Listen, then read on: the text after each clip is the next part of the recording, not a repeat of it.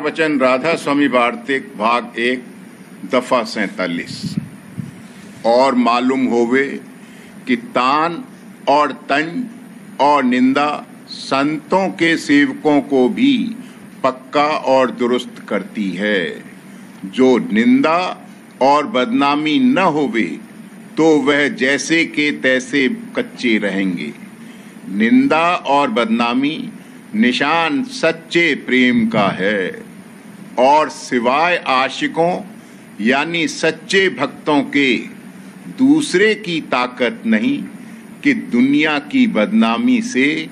बेखौफ होवें। फारसी में कहा है, मलामत शहनए बाजारे इश्कस्त, मलामत संकले जंगारे इश्कस्त। यानी निंदा और हंसी प्रेम के बाजार की कोतवाल हैं और मैल और काई की सफाई करने वाली हैं। जो गुरु की दुनिया के चाहने वाले हैं वह दुनिया और दुनियादारों को निहायत दोस्त रखते हैं और उनको प्यार करते हैं और उनकी सब प्रकार से खातिरदारी करते हैं और तरक्की और हुर्मत चाहते हैं और बड़ा ख्याल इस बात का रखते हैं कि उनके सेवक नाराज न हो जावें, ताकि उनके रोजगार और जीविका में खलल न आवे। बरखिलाफ इसके संत जो कि सच्चे और पूरे आशिक मालिक कुल के हैं, ख्वाहिशमंद इस बात के रहते हैं कि दुनियादार उनके सत्संग को न छेड़ें और अपना साया उनके सेवकों पर न डालें। इस वास्ते जरूर मलामत और निंदा को अजीज रखते हैं कि वही काम चौकीदार का देती है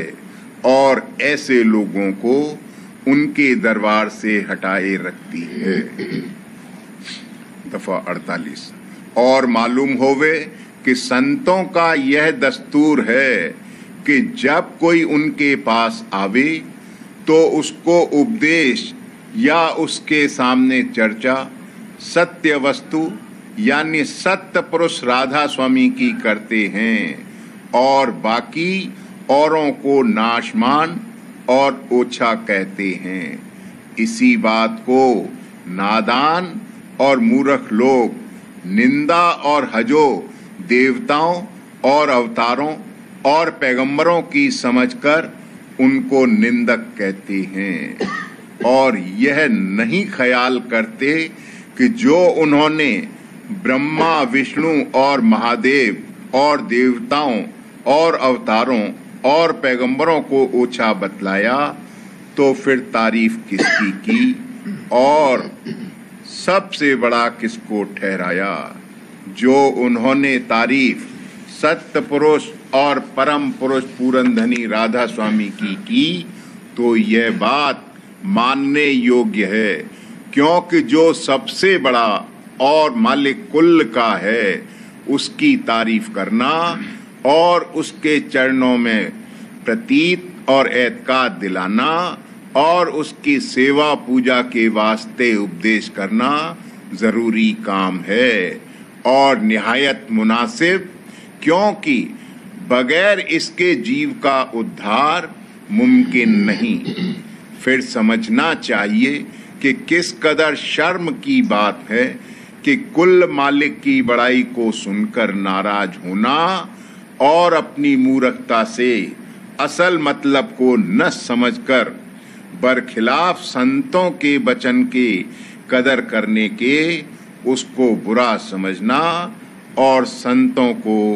निंदक ठहराना। दफा 49।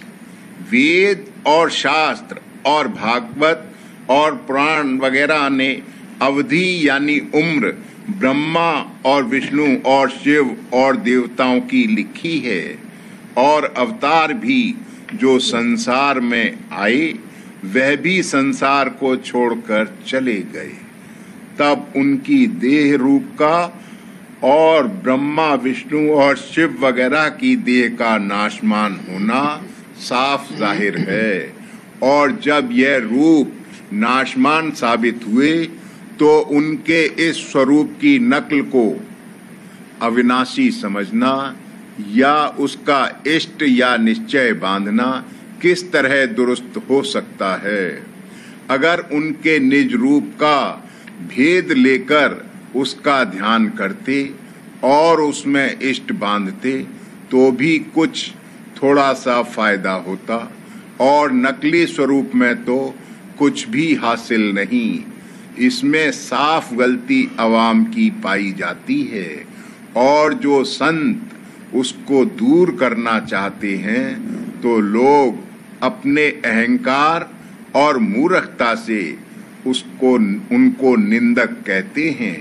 खासकर रोजगारी लोग मिसल पंडित और भेक के जरूर बुराई करने को तैयार होते हैं। दफा 50। जो कोई यह कहे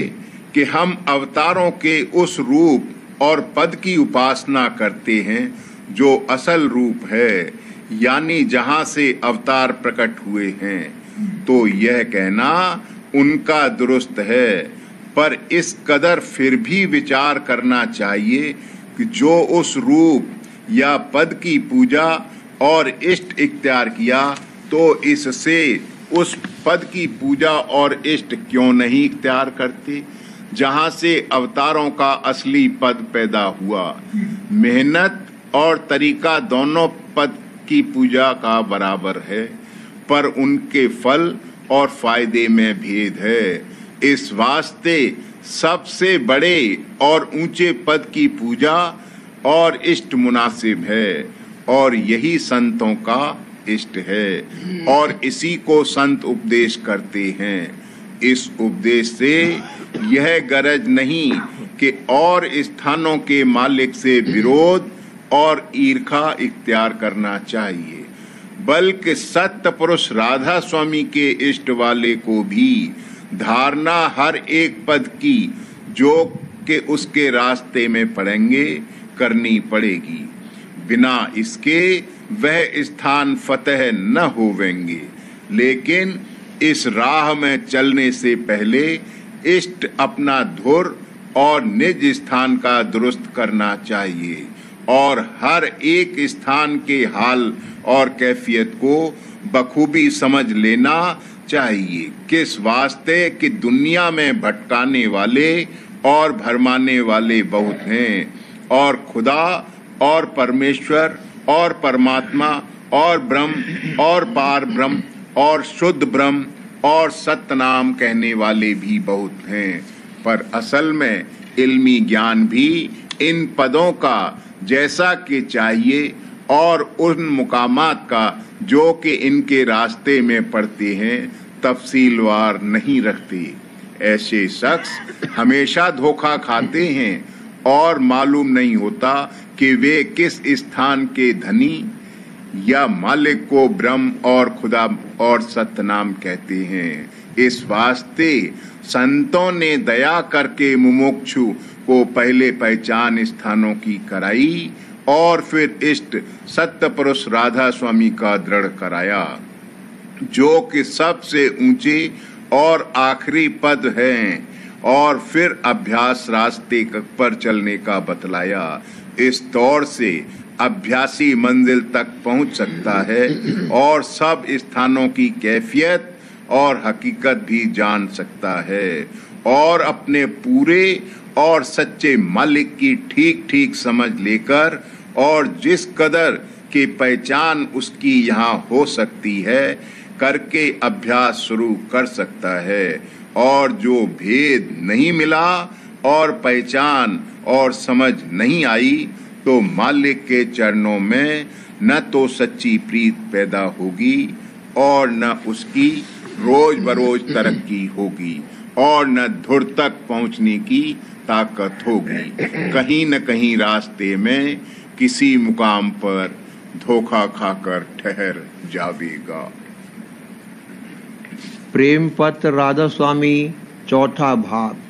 प्रकार 60वां। बाहरमुख शब्द के वसीले से यह जीव देह, इंद्रिय और मन और भोगों के रस में बंध गया है और दुख सुख भोगता है।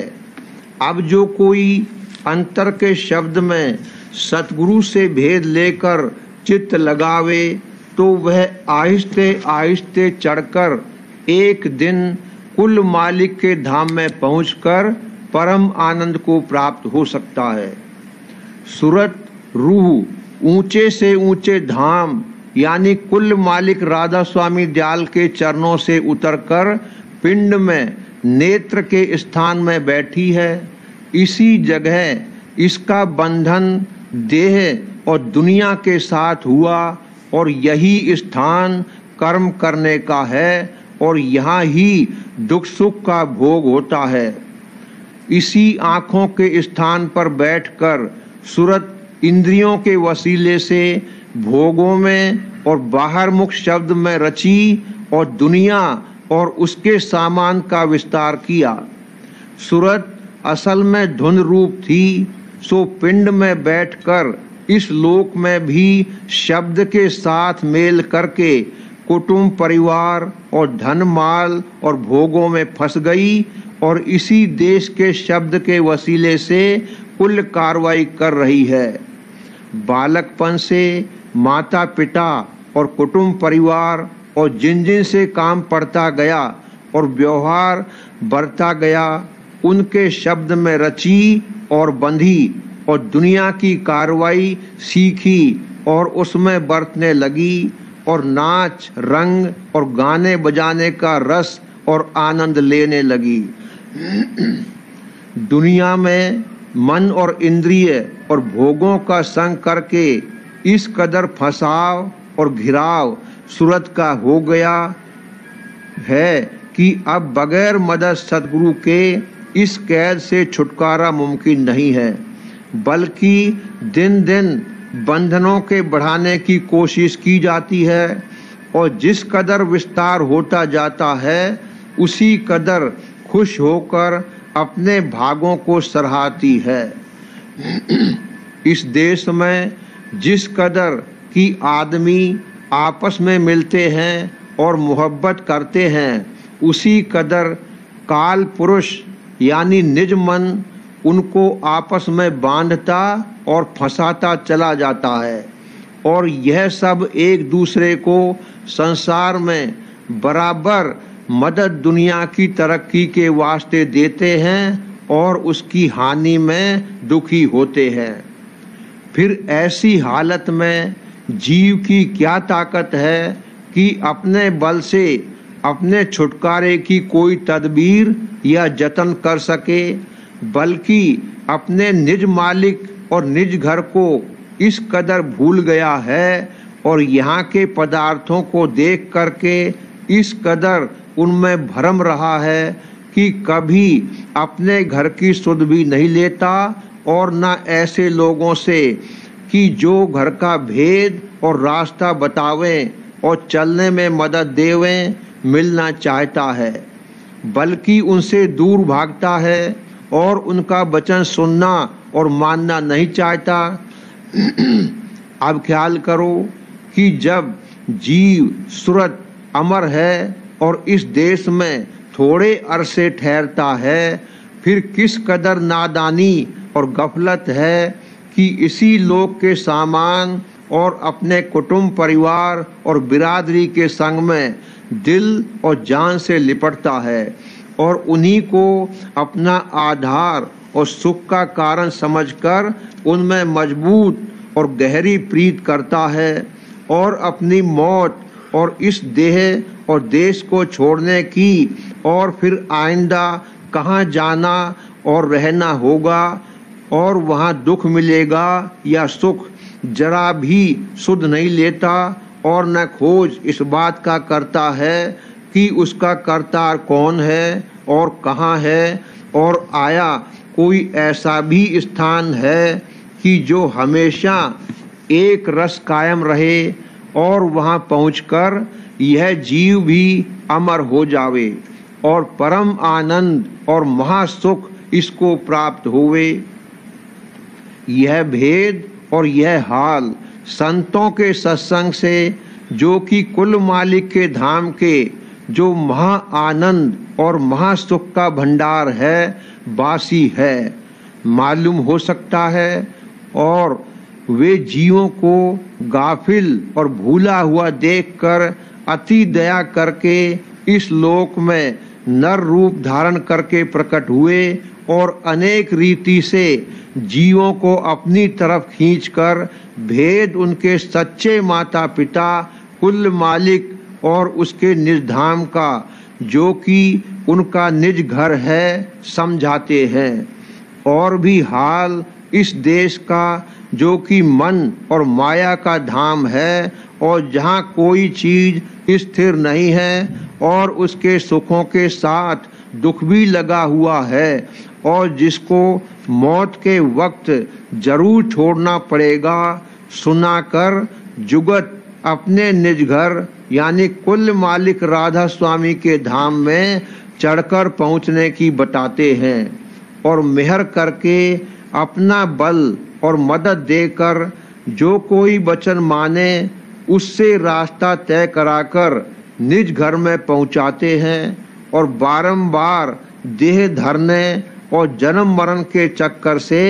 कतई छुटकारा कराते हैं। अब जो जीव संतों को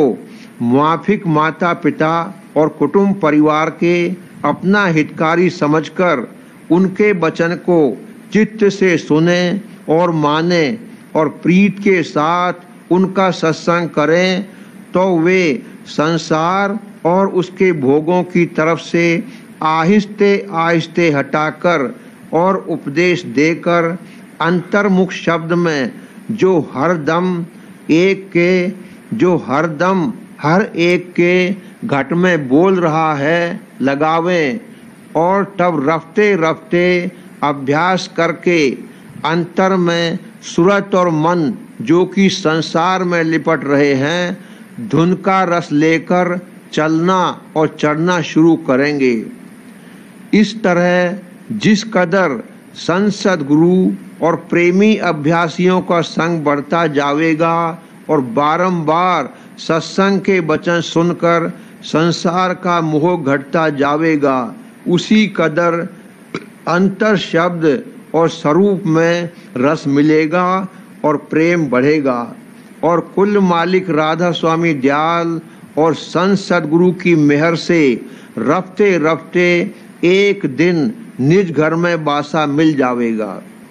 जैसा कि अंतर और बाहर सत्संग करके रस और आनंद आवेगा, उसी कदर घट के शब्द की महिमा और बड़ाई की खबर पड़ती जावेगी और उतना ही बाहर के शब्द से चित्त हटता जावेगा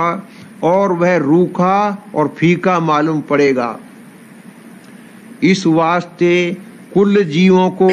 मुनासिब और लाजिम है कि अंतर शब्द की महिमा समझकर संतों के सत्संग में जरूर वास्ते अपने जीव के कल्याण के शामिल होवें और सुरत शब्द मार्ग का उपदेश जिसके सिवाय और कोई रास्ता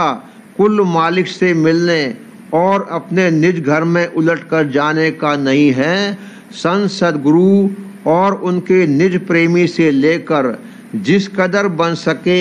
अभ्यास शुरू करें और अंतर का थोड़ा बहुत रस लेवें। जो यह काम सच्चे मन से शुरू किया जावेगा तो जरूर संत सद्गुरु और कुल मालिक उस अभ्यासी पर दया करेंगे और अंतर में थोड़ा बहुत रस